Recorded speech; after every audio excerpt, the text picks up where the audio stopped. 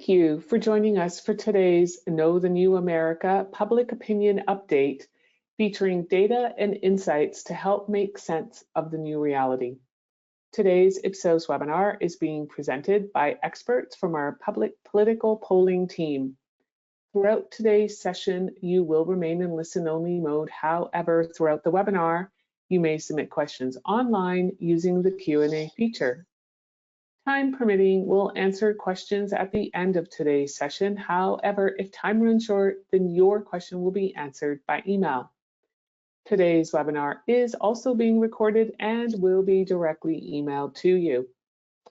So now, without further ado, it is my pleasure to introduce today's first speaker, Chris Jackson, Senior Vice President with Ipsos's political polling team. Chris, you have the floor. Thank you, Ellen. Greetings. Welcome everyone to our new webinar series, formerly known as the Inside Track. Now we will be calling it the Knowing the New America series. I am Chris Jackson, Senior Vice President with Ipsos's Public Polling Team. I am joined, as always, by our Editorial Director, Sarah Feldman, and our Data Journalist, Bernard Mendez. We have a lot of information to share with you. It has been a busy few months. It was only 2 months ago that we last talked. It feels like much longer. But we have a lot to get into today, so let's just jump right in. But as Ellen said, we will be saving time at the end of the session for questions, so please don't hesitate to use that Q&A feature in the GoToMeetings application at any point. Then we will answer your questions at the end. We will also, if we do run out of time, email people who are unable to get to responses to their questions.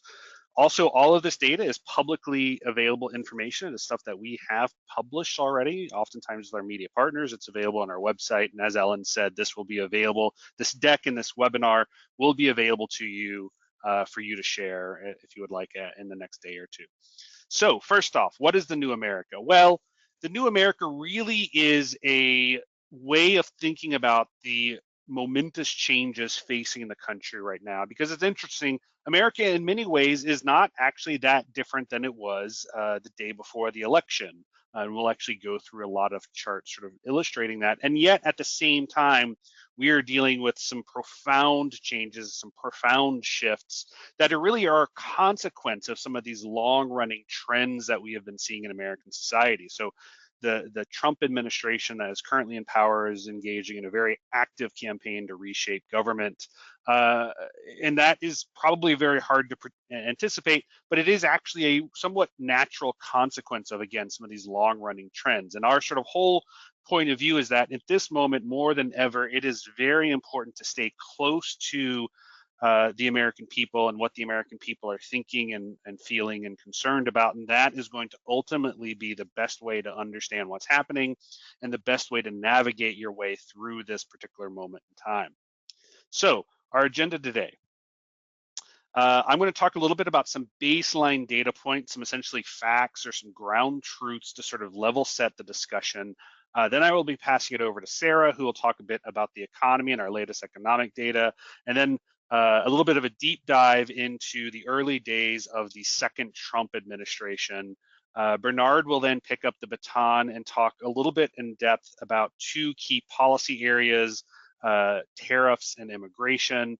And then I will conclude the session talking a little bit about how the new administration and this new America impacts businesses and brands and sort of is reshaping how Americans and American consumers are interacting with the economy. So let's start with our baselines.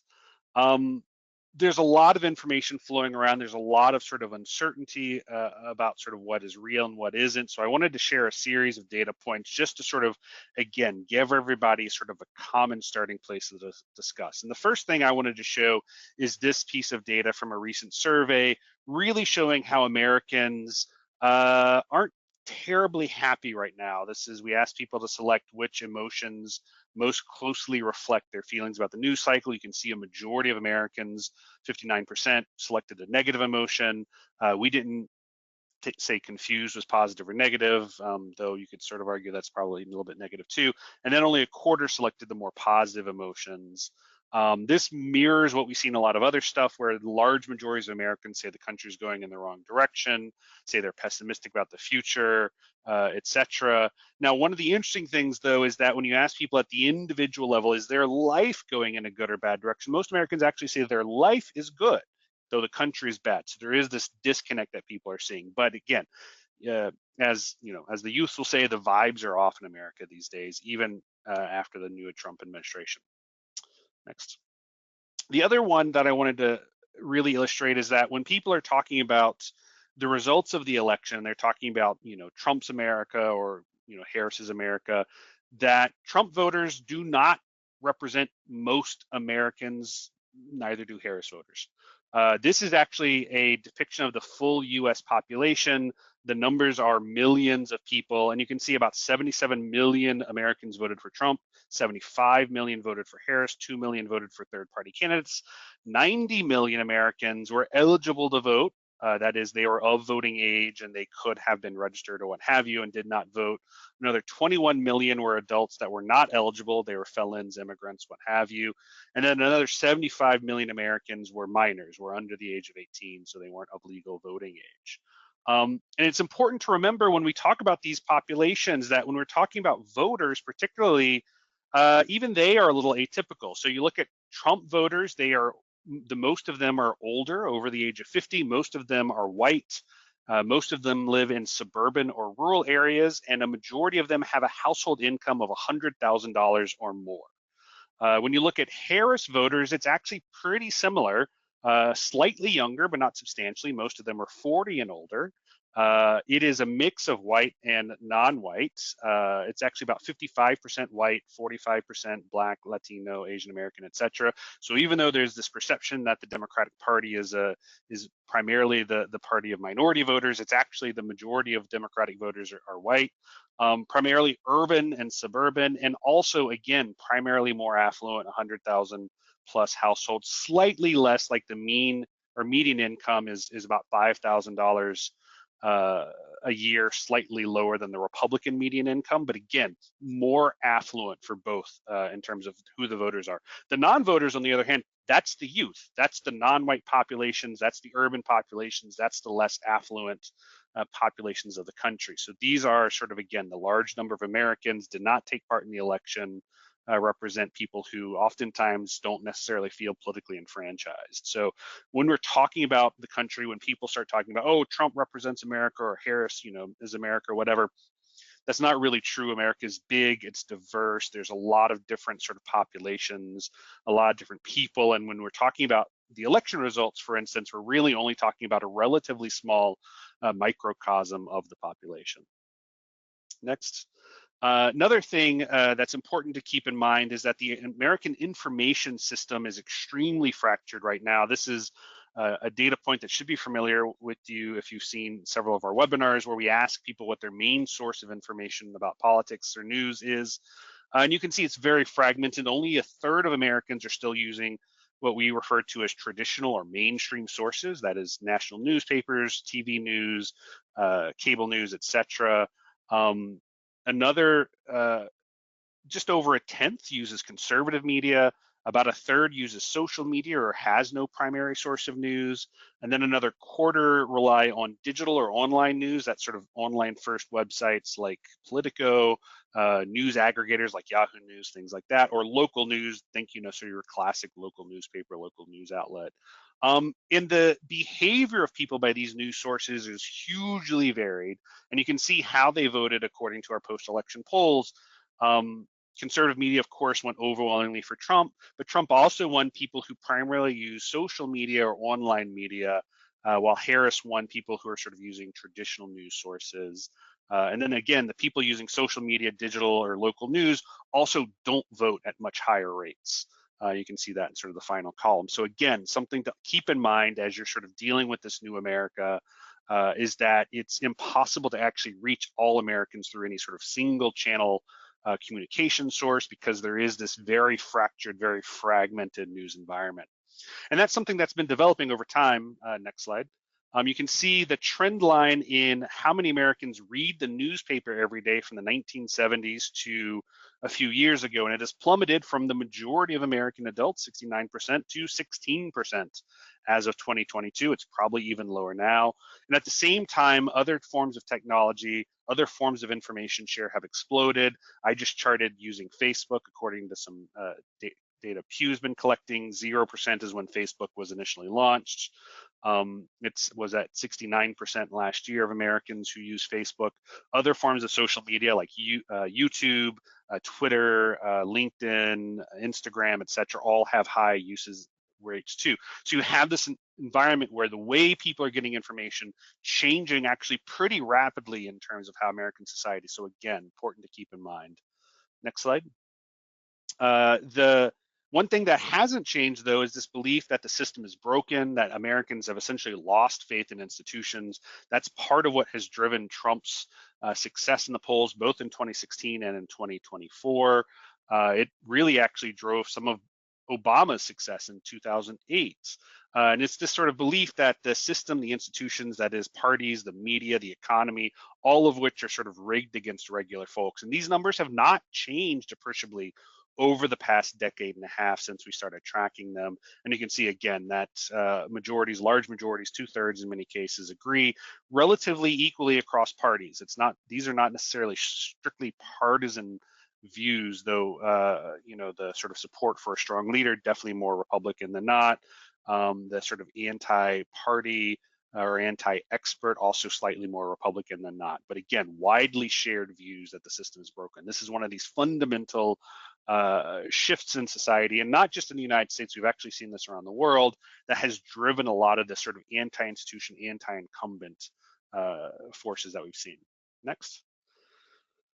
The other thing that is important to keep in mind is one of the contemporary factors of American politics isn't necessarily that the country is becoming more liberal or not. It's that parties are actually increasingly sorted along policy lines where there are fewer and fewer issues or areas that bridge across political divisions. So this is from the General Social Survey and the World Value Survey, asking about views on immigration by party status from the 1990s to today. And you can see that the gray line, the total, hasn't really changed that much. The idea that companies should hire native-born Americans over immigrants, relatively stable, just above 50%.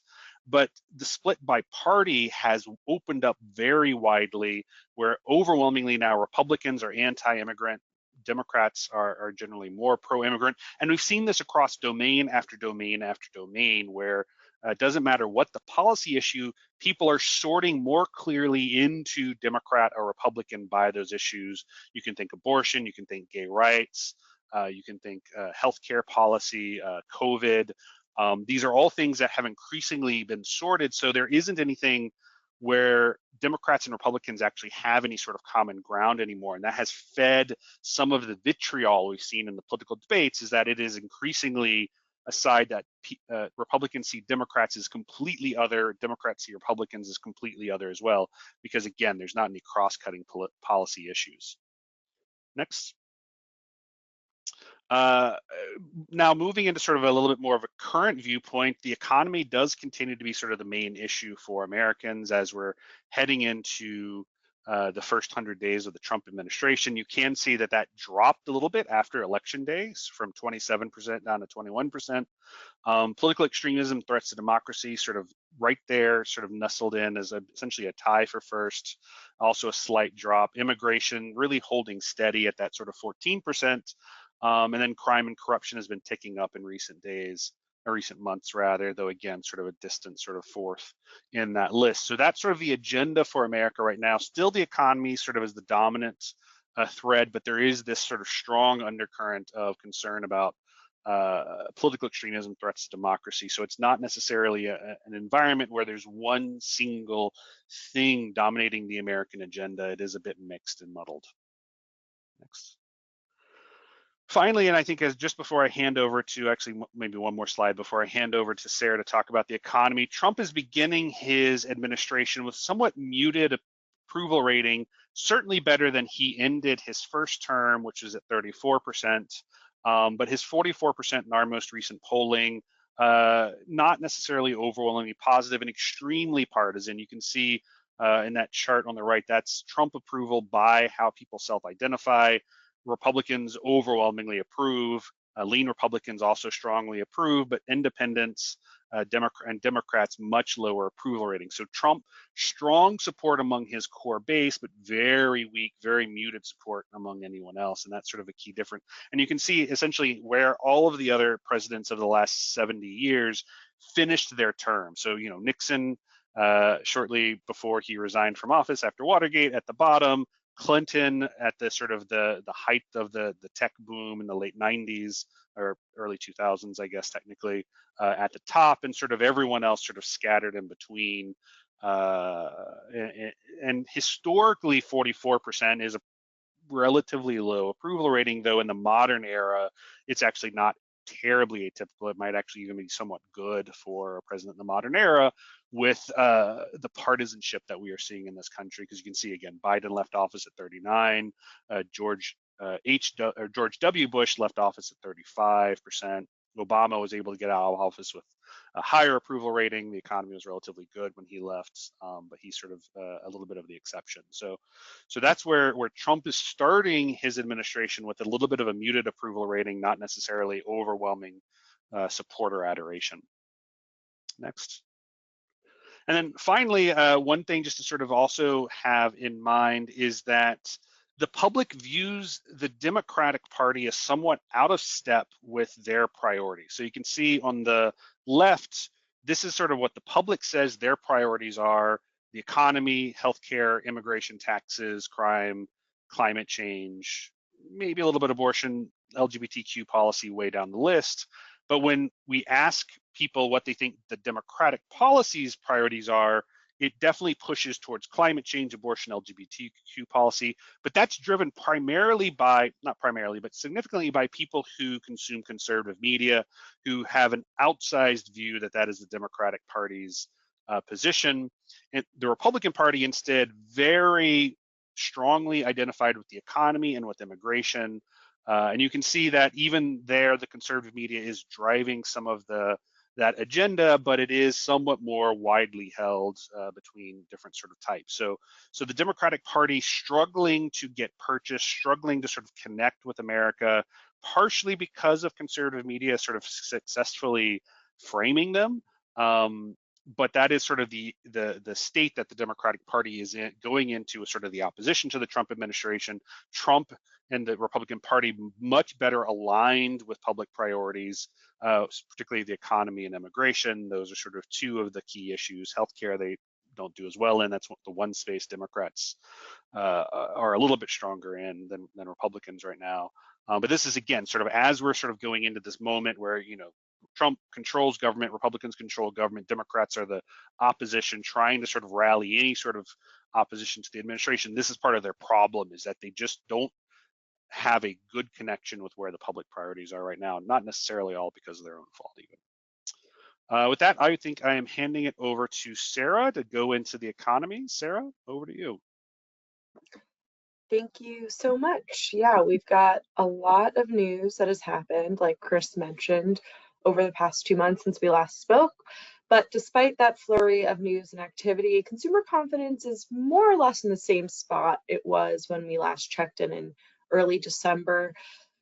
Consumer confidence has softened slightly at the beginning of 2025. As you can see, our reported job loss number, that red line, which is embedded within the consumer confidence index overall, is up, has ticked up by about 7 points. However, that's still happening in this context where inflation remains stubbornly at that 3% mark. That CPI teal number is really very unmoving, even ticking up ever so slightly. So we're in a place in the macroeconomic environment where America is really taught between a lukewarm and kind of more optimistic economy. And I think that stability at the surface really hides some of the change we're seeing below the surface. And you can see that really clearly on that point of partisanship, like Chris mentioned, which is so important for so many different issues within American public life.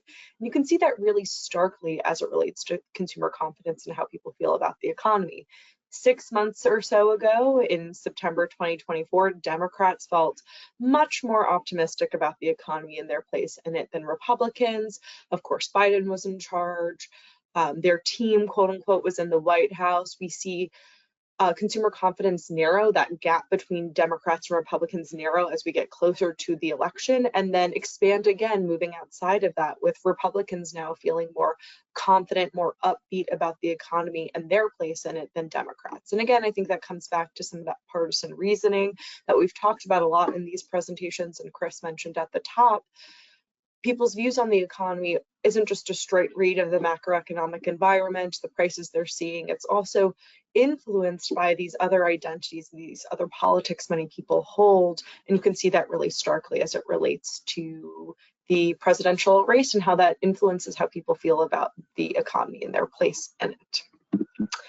Now, of course, as we saw in that main issue data, prices and inflation continue to be a real concern for Americans. Very few Americans are saying that prices are a positive place these days. Food prices, only 7% rate them as positively.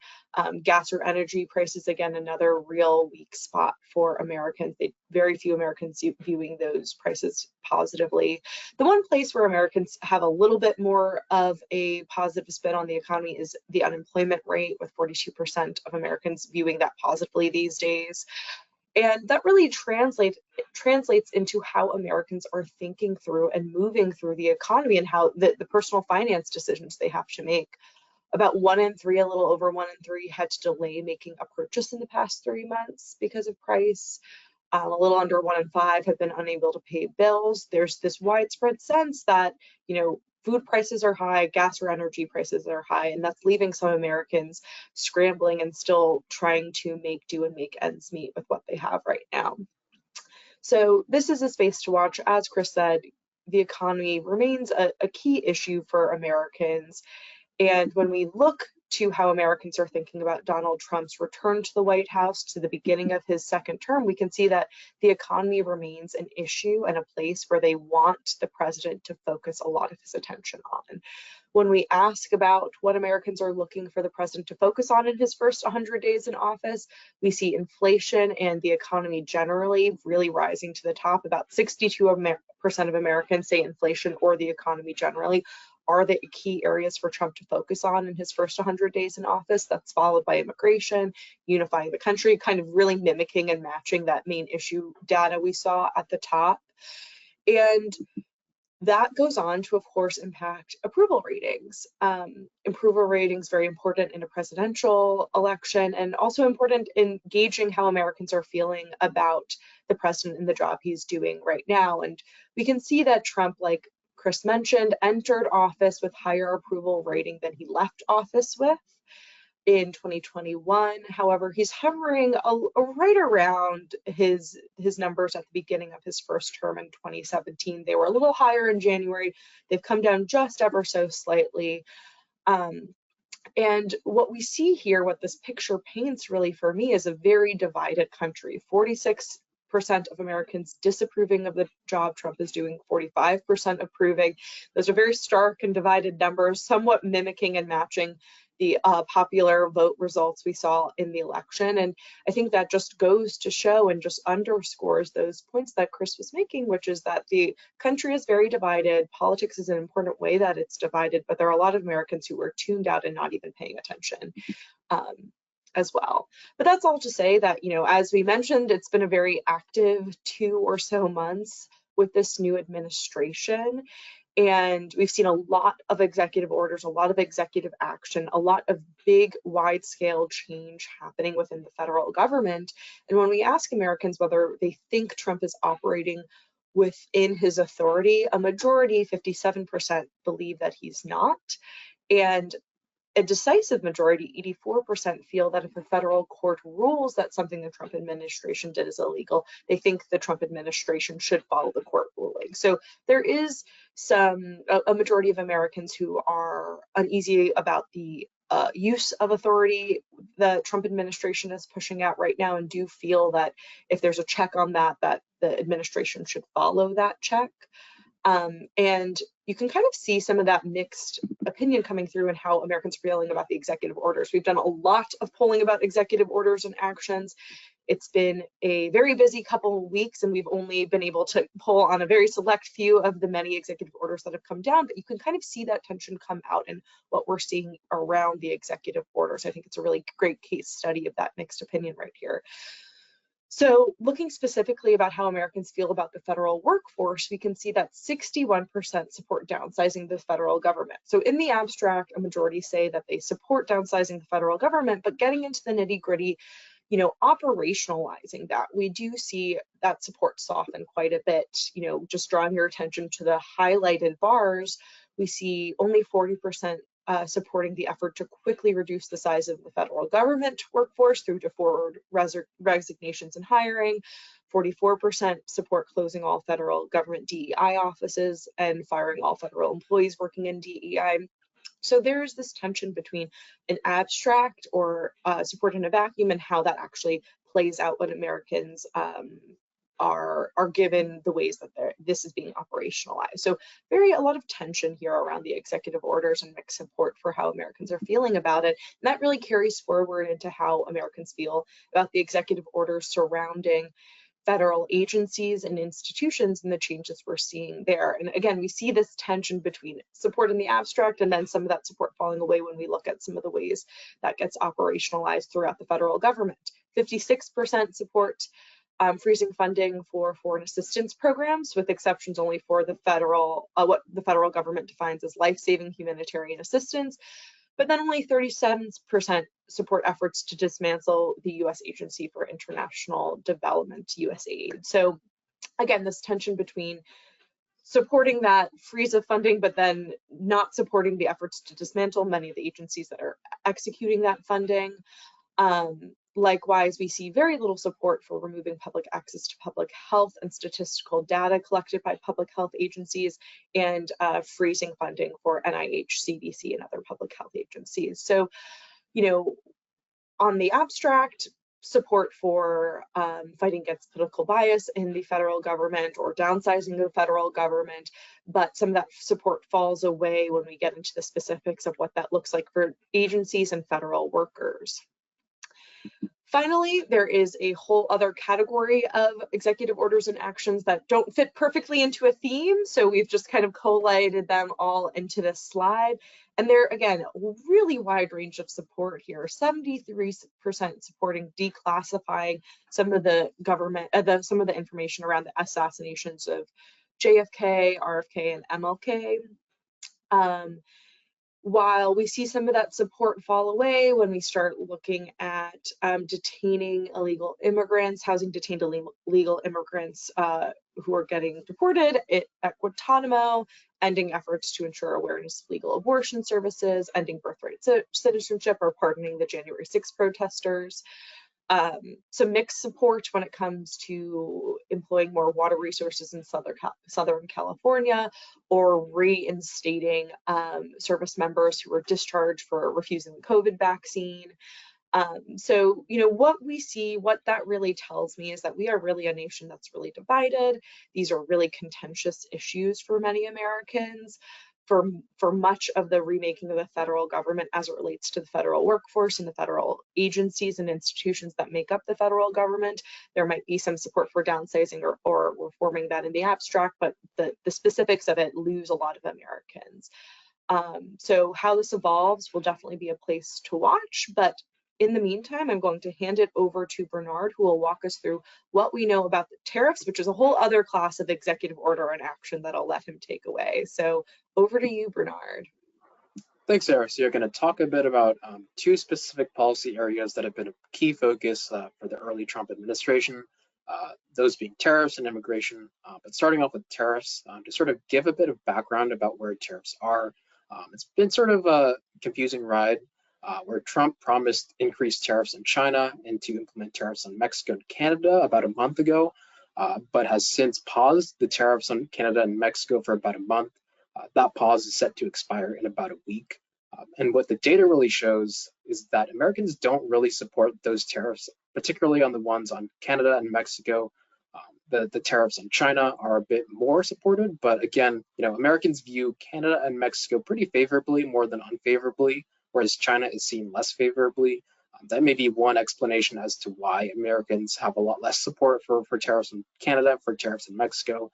But again, there's a lot of uncertainty in the landscape of how tariffs are going to look, even in a week. We don't know if Trump is going to extend the pause, disable the pause, or go forward with the tariffs like he's saying right now. So we'll have to watch there to see how support for tariffs evolves as we learn more about the future of what tariffs will look like in the US. Next slide, we see that Americans are pretty uncertain as to whether tariffs will end up helping American workers, whether tariffs will impact or hurt the prices of goods, or whether it will impact or hurt Americans themselves personally. Most Americans say that they think international trade helps Americans by keeping the cost of goods low, are a bit more divided on the impacts of international trade, specifically when it comes to the labor market. But when you ask Americans about tariffs specifically, Americans are pretty divided when it comes to feeling, whether tariffs help American workers, whether they help the prices of goods, whether they help Americans personally, which really shows the importance of tariffs. If Americans perceive that tariffs impacts, each of these areas negatively, that could have a big impact not only on Americans' perceptions of tariffs, but perceptions of the Trump administration as a whole. One lesson from 2024 is that Americans are very sensitive to changes in prices, changes in the economy when it comes to their perceptions of the executive branch. That was one reason why the perception of the Biden administration kind of tanked. One reason why Americans turned to Trump as sort of a solution for the inflation that they saw under the Biden presidency. However, if Trump's policies when it comes to tariffs end up becoming something that Americans blame for changes in prices, support for both tariffs and support for the Trump administration could evolve over time. Again, the future of tariffs is uncertain, so we'll be waiting to see what happens there. But that is just one indicator we'll be looking at once we know a bit more about what tariffs will look like. Next slide. When it comes to the Americans' perceived reality of tariffs, we see that around 2 in 5 Americans say that they have seen prices increasing already because of proposed tariffs. It's not totally clear if that's because of the tariffs in China or if that's because of inflation more generally. But again, Americans have started to feel the impacts of prices increasing because of proposed tariffs. This is more likely to be among Democrats than Republicans are more likely to feel this way. But again, overall, this data really suggests that Americans are pretty divided on tariffs. And when it comes to the impact of tariffs on the economy, impacts of tariffs on the labor market, impacts of tariffs on prices, Americans are very sensitive to that. So once we learn more about the future of tariffs and what they will end up looking like under the rest of the Trump administration, we'll have a better picture of how Americans might respond to those tariffs. But again, if they do negatively impact things like prices, support will likely decline for those tariffs. Next slide. So I'll get into immigration a bit.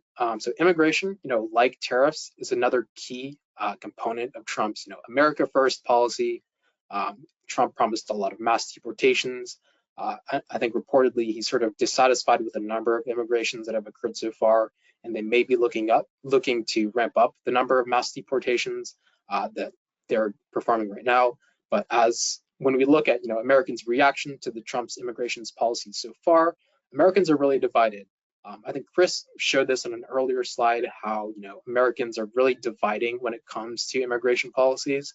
This is evident pretty much here, where Americans are pretty divided on how they feel about Trump's immigration policies so far, with about equal numbers thinking that the immigration policies have gone too far, or thinking that they don't go far enough, whereas about just under half think that they're about right or don't know what they think about Trump's immigration policies, but really pointing to a very divided landscape when it comes to immigration. This is put on full display on the next slide, where we see that when we ask about specific policies, again, Americans are very divided on a lot of immigration policies. We see here also that very few of the policies, at least the ones we asked in our latest NPR Ipsos poll, sort of reach or get close to this majority level of support. A lot are just slightly under majority levels, but again, partisanship is a really big driver of division when it comes to support for immigration policies. Again, just pointing towards a very divided landscape when it comes to public opinion around immigration policy. Next slide. Again, immigration attitudes towards immigration is evolving. So we have seen that Americans are shifting more towards a more restrictive stance on immigration, where support for Trump's border wall has risen about 10 percentage points from 2018 until now, whereas support for giving legal status to undocumented or illegal immigrants brought to the US as children has declined about 20% over that same time span. Most of this change has been driven by Republicans, but there are some shifts among Democrats and independents as well, suggesting that, again, Americans are moving more towards favoring a more restrictive stance on immigration, maybe favoring these more restrictive stances as opposed to more looser border policies. But again, that is just evidence that, this isn't static. There are shifts when it comes to immigration and how Americans view immigration policy, but there are caveats that we get into on the next slide, where when we ask about mass deportations by itself, we see that around half of Americans support, in general, mass deportations of undocumented immigrants. However, when you add sort of caveats, including the potential downsides of mass deportations, such as negative impacts on the labor market or negative impacts on the prices of goods or separating families, support for these mass deportations really drops off. And again, I'll point back to the idea that the economy remains Americans' top concern. Inflation is the issue that most Americans wanted Trump to focus on in his first 100 days of office, or at least the plurality of Americans. And Americans are very sensitive to price changes, changes in the labor market, changes in the economy. So if Americans view that mass deportations ultimately end up affecting the prices they pay at the grocery store or their ability to get a new job, support for these mass deportations may tail off based on this data. Next slide. And to sort of end this section, I think it's important to note that mass deportations and immigration policies are very abstract to a lot of Americans. So when we ask Americans how they've seen or heard about the specific impacts of the Trump administration's policies on immigration, very few say that they have themselves personally witnessed these impacts. A lot of Americans view these impacts more on social media, more on local news, more from their friends and families, sort of pointing back to the idea that Chris was mentioning earlier about how Americans' media landscape is very divided, and a lot of opinions Americans have around a lot of issues are very correlated with where they get their news. And so immigration specifically is something that Americans don't tend to see the impacts of themselves very closely personally, but they do see it a lot through the news, a lot through secondhand accounts from friends and family, etc. So that is a big driver of opinions when it comes to immigration. But to sort of sum up the sections of tariffs and immigration as a whole, again, I think it's important to remember that Americans, first and foremost, care about the economy, care about prices, care about their bottom line economic status. And so if policies like tariffs, if policies like immigration or mass deportations end up affecting Americans' economic bottom line, their support for them may drop.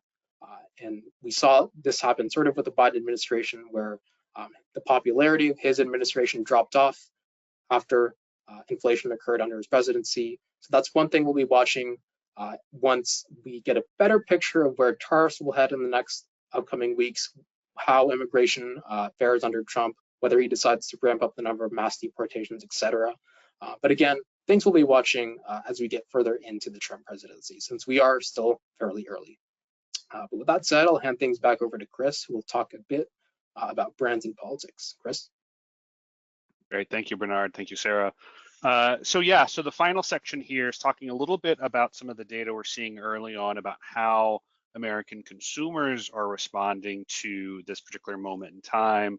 This is an area that we are continuing to evaluate and explore, so I definitely would encourage you to stay tuned to what Ipsos is producing. We're coming out with a lot of information have done so over the last month, will continue to do so over the upcoming months, about sort of how to navigate as a brand or as a business this particular very tumultuous time in American history. Next slide, please. So first off, I just wanted to sort of, again, sort of level set that a lot of the major figures running sort of the economy right now are not necessarily very popular, particularly with the administration. You can see Donald Trump, Elon Musk's personal favorability ratings are negative, but you can also see major sort of financial or business figures like Bezos, Zuckerberg, also sort of negative, and then other ones who are just not very well known. Larry Ellison's, Larry Page, Sergey Brin, all not terribly well known. The few figures that are relatively positive, Warren Buffett, who has sort of famously been apolitical in most of his life, Bill Gates, who with the Gates Foundation has done a lot to try to rehabilitate his image. But you can see again, sort of the hearkening back to the earlier slide about Americans sort of being negatively disposed to the system. They're also negatively disposed to a lot of sort of the leading people or voices in the system right now. Next slide. DEI has become a particular flashpoint in the administration. There's been measures to essentially remove any mention of DEI from any sort of government sources. It's also become a bit of a flashpoint in the private sector, as a lot of companies have backed away from their DEI positions or sort of scrubbed it from their position. We did some recent survey data just about a week and a half ago, where we actually asked a couple of questions that we originally had asked last year with the Washington Post.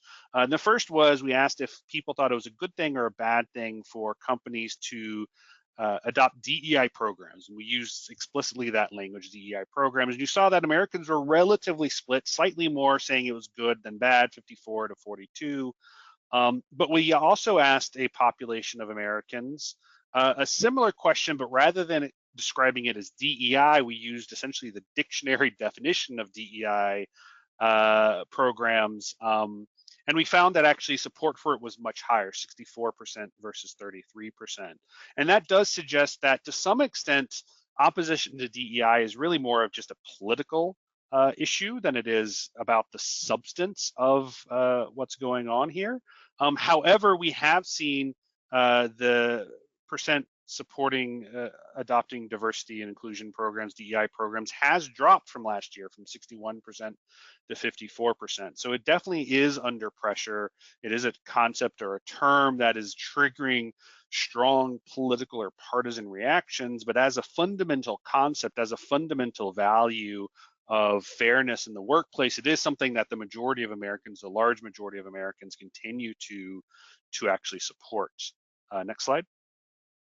Looking at sort of what behavior Americans are starting to engage in around sort of politics, the top bar is, again, that data point from the last slide about do you think it's a good thing for companies to adopt programs to hire unrepresented folks? You can see that 64% overall, but that isn't necessarily equally dispersed across the population. I think this is important to consider when you think about your own brands or companies and who it is your customers are. You can see that for this particular item, non-college whites, actually not a majority think it's a good thing. However, white college educated and particularly minority Americans, college or non-college, overwhelmingly say it is a good thing. And then when you look down the list, we've asked people if they had engaged in various consumer behaviors in the last, politically driven consumer behaviors in the last month. You can see a quarter of Americans say that they have completely stopped purchasing from a company because of that company's stance on political issues. A similar size quarter of Americans say that they'd reduced spending because of political issues. Slightly fewer say that they went out of their way to support a company because of its political stance. And then a relatively small number, about 1 in 10, say that they've shared or commented something critical or attacking a company, again, because of sort of a political issue. And you can see the population that is actually most likely to do all of these, to engage in this sort of politicized consumer behavior, is college-educated white Americans.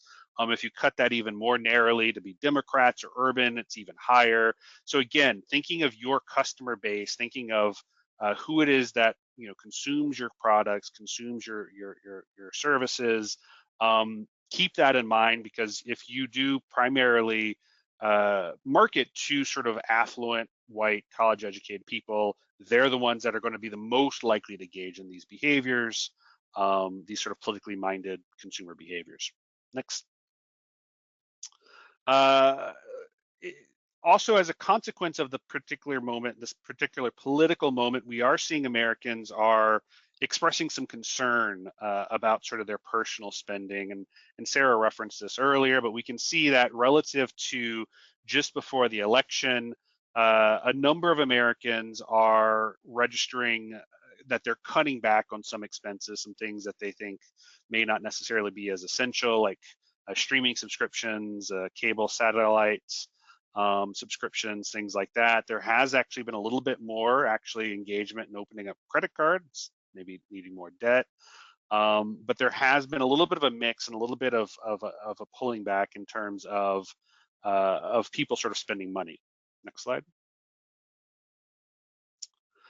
Then finally, this moment, particularly with the tariffs, as Bernard was talking about, there has been sort of a renewed focus on sort of American manufacturing, American-made manufacturing, and we are seeing actually that is becoming an increasingly politicized idea or concept. You can see from 2 years ago when we asked a series of questions about sort of American-made products, there wasn't as much difference between Republicans and Democrats, and now we're seeing a bit more of a difference. Now most of these, it is still a majority of Americans who sort of agree that American-made is good, but again, it is something where you want to think about your audience, your customers, when you decide how you're going to be marketing your goods, because American-made is starting to become essentially a sort of pro-administration sort of rhetoric or language. So it's something you just have to be careful about.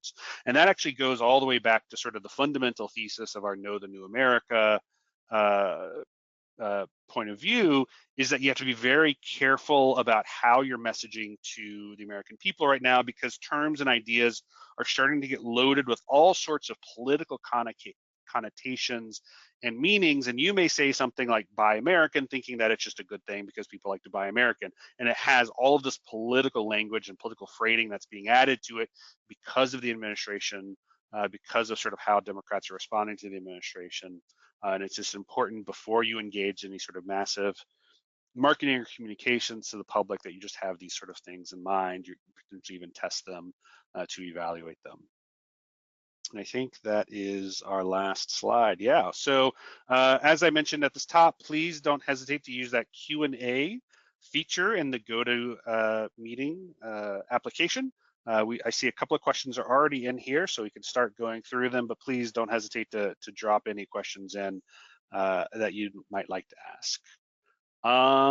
First question, does Ipsos have any channel intelligence on how policy influencers or policy makers consume information? Is it similar to the Gen Pop or traditional outlets holding more strong? We don't have data on policymakers specifically because it's such a small audience. What we can say is as you get to more highly educated, more urban, more affluent people, what you see is that the traditional sources are more highly represented, but you also see, because like our question's a little bit artificial, right? We ask people what's the one main source, but in truth, people use lots of different types of ways to get information. And among policy elites, it's actually kind of in everything. They sort of check all the boxes. And in fact, we actually recently in a survey, we misprogrammed it. So rather than it be a select one, it was a select all that apply kind of thing, which is actually really interesting because we could see how people who are very affluent, highly educated, select traditional newspapers, news networks, cable news, online news, social media, everything else. So there is sort of a bit of a more is more sort of standpoint from people sort of higher up the income threshold. But I think, for policymakers, yes, they definitely still use a lot of traditional media, the New York Times, the Washington Post, the networks, what have you, but they do consume sort of everything. So you can actually reach them multiple different ways potentially. Next question. During Trump's first term, you spoke a lot about he commanded the news cycle, chasing it almost daily. How do you compare that with the second term to date? Is he flooding the zone more than his first term? It's a good question. I think that Trump himself is actually doing less this time than he did in like 2017. In 2017, if you could remember back, he had his Twitter account was still very active. It still really drove the news cycle. People were responding to the things he was saying on Twitter. I think it's a little less this time, and it's more sort of the administration, and particularly Elon Musk and sort of the Doge, whatever we're calling that group. And less Trump himself. I think it is, though, having the same fundamental effect of creating a news cycle where there's so much happening, it's kind of overwhelming and it's hard for people to keep track. However, as our colleagues in our marketing communications team show in their Carometer study that they field every couple of weeks, people are aware of a lot of these executive actions. They are hearing about it. People do sort of know what's happening. I think it's just, again, it's so much that it's hard to sort of focus on what's the priority, what's not the priority for people. But I think the outcome is the same, but the mechanism is maybe a little bit different. Next slide. Over the years, you've shown several analyses indicating an alternative reality for right-wing news consumers. Based on your current assessment, are their beliefs the primary reality for Americans? Ooh, good question. Sarah, do you want to take that one? Sure. Yeah, it's a really interesting question. I think, you know, as it's mentioned in the question, we've shown how people who consume conservative media primarily do have a little bit of a different tact, a different sense of their issues, priorities, and sense of the facts or the ground truth on what's happening. But I guess I don't think they have the primary say in what's happening. I think, as we saw that slide that Chris showed on the media landscape, it's so fractured and so wide-reaching that, you know, taking a segment or silo, or people who follow a segment or silo that makes up about 13% of Americans overall, I think it was, maybe 15%, might be overstating also kind of where people are. And what I would also just like remind folks is the slide on the electorate overall and how the electorate fits into the American public overall. And the electorate and the public are two different things. Trump voters, Harris voters make up a minority of the adult population in the US. And you know, it's most people who are just tuning out of politics and tuning out of the news in general. And I think that that's really actually where a lot of Americans are. So there's certainly, conservative media has a hold on the administration and the policies that are being enacted, and then what gets reported in reaction to that through other news silos and news information channels, but they still do make up a smaller share of the public overall.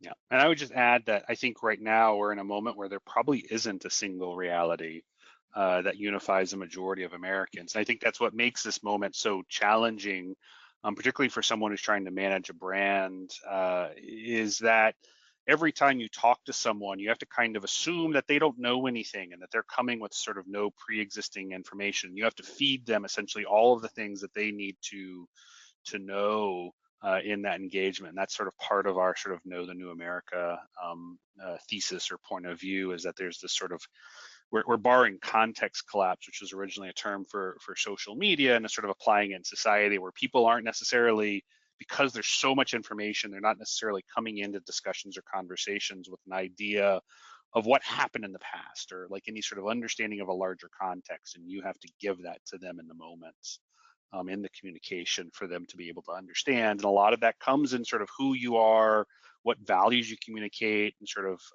the terms or the words you use, the modes you use to communicate, and all of these kind of things. It's a very complex environment right now. Next question. I couldn't see the dates on most of the slides or most of the survey data we were using from February. Bernard, what was the provenance of most of this stuff? I think specifically, most of our polls we showed here were from January or February, mostly after Trump was elected. Some was, I think, 1 or 2 slides were right after the election was conducted. But I think if you have a question specifically about any of the data points specifically, you can always email one of us, and we can get you both the data and the date and all the other details you want to know. But yeah, generally early this year. But again, a lot is happening, so a lot is still changing. But yeah. Yeah, we are producing new polling every week. I have a survey open in front of me that we'll be publishing in the next day or so that I was trying to get finished before we got on the call today. So there's still a lot happening. As I mentioned at the top, this deck and this webinar will be available on the Ipsos website if you do want to refer to any of it. The slides do all have when the survey was conducted at the bottom, so that's available to you. Something else I wanted to share is we actually are launching a syndicated service. We will be providing essentially weekly updates like this webinar, though smaller, with the latest sort of developments in how the public is responding to the administration. If you're interested in that, please email me, chris.jackson@ipsos.com. We can discuss getting you set up for that. We will continue, of course, doing our big webinars like this. The next one will be held right at about Trump's 100-day mark, which will be April 30th. You expect to see the invitations for that go around in the next couple of days. But again, if you're interested in the subscription to our Know the New America sort of series, our weekly updates, please reach out and let me know. We'll get you set up there. Otherwise, if you do have any questions about any issues, any of the data points that we shared today, please don't hesitate to reach out to Sarah Bernard or myself. We're always happy to chat. Otherwise, I hope everyone has a good day. Thank you for joining us today, and take care. We'll talk to you soon.